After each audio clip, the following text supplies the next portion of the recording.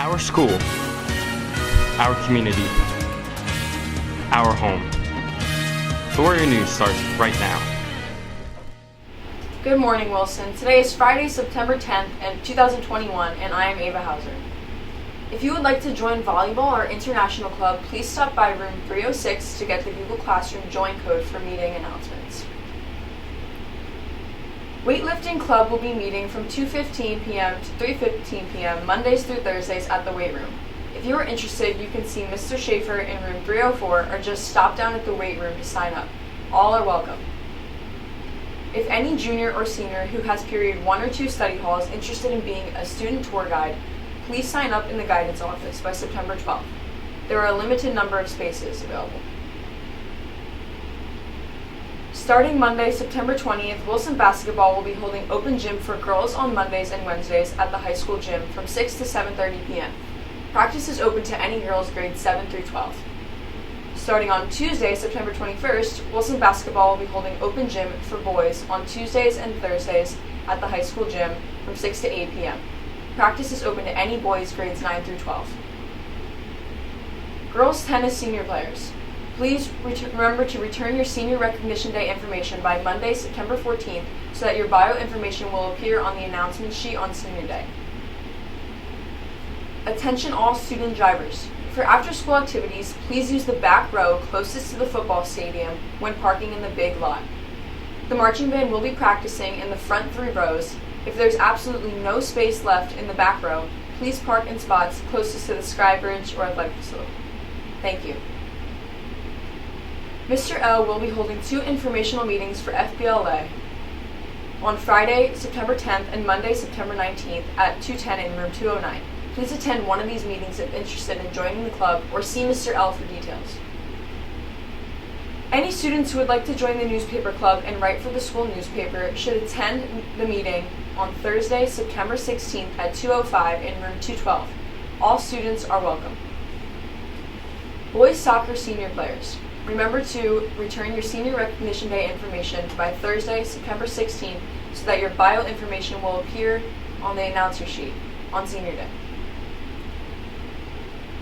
It's hard to believe, but tomorrow is the 20th anniversary of the terrorist attacks of September 11th, 2001.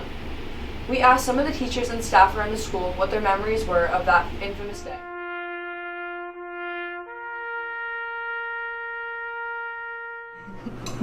On 9/11, I remember that morning taking my sons to daycare. And when I got to daycare, I overheard some of the other moms talking about what had happened at the World Trade Center, about an airplane flying into one of the World Trade Centers. And immediately it caught my ear because my husband was an airline pilot at that time, and I knew he was flying a trip. And I didn't know where he was and if that might have been him. So frantically, I went home, turned on the news, and saw that it was not his flight, but I was very relieved. But my brother-in-law also was a pilot for American Airlines, so I was concerned about him as well. So I was at daycare, came home, and spent the rest of my day watching the events unfold, watching the Twin Towers actually fall on the news, and remembering thinking to myself, this really isn't happening. This has to be a movie. But in reality, it really did. But as it turned out, my husband ended up in Phoenix and was grounded there for about a week until they allowed the flights to go back again, and my brother-in-law was okay as well. On 9/11, I was teaching an English class in New Jersey, and I had a student whose sister was in the Twin Towers when the plane hit.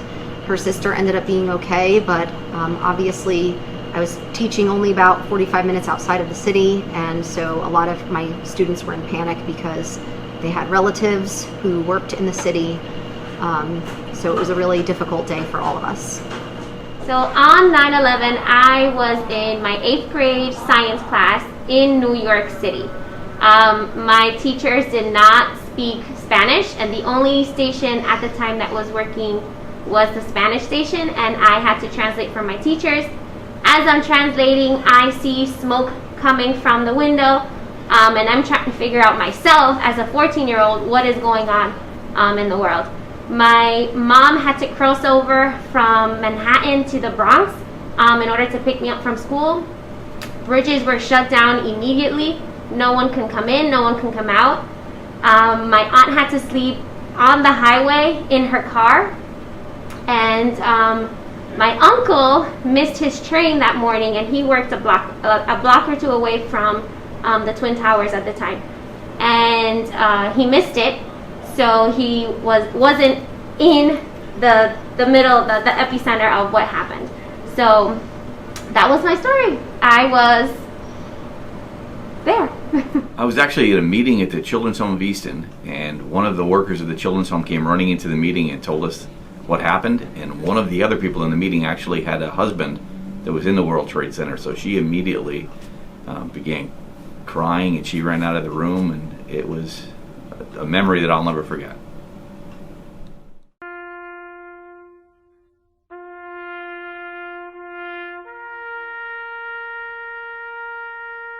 That's all we have for you today, Wilson.